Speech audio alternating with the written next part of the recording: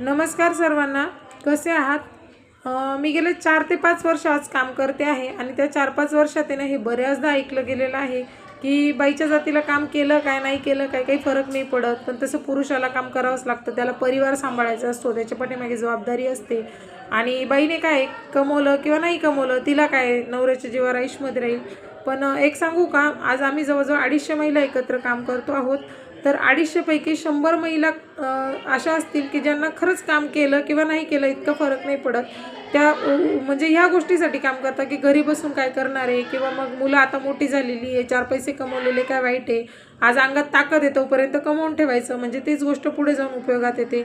पण 150 महिला अशा आहेत की ज्यांना काम करणं गरजेचं म्हणजे गरजेचं आहे.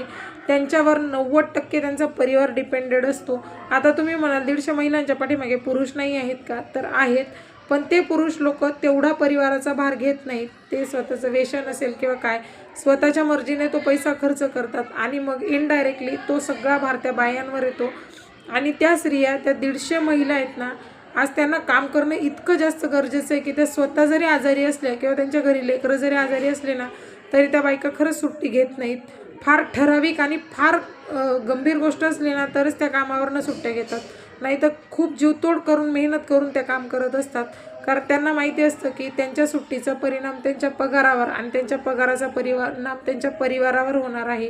तर ही गोष्ट किती जरी नाकारली ना तरी खरंच म्हणजे बऱ्यापैकी असं दृश्य बघायला भेटतं ना की बाईच्या कमाईला लोक म्हणतात महत्त्व नाही आहे, पण तिलाच माहिती की तिची कमाई किती महत्त्वाची आहे. तुम्हाला काय वाटतं? कमेंट बॉक्समध्ये नक्कीच सांगा.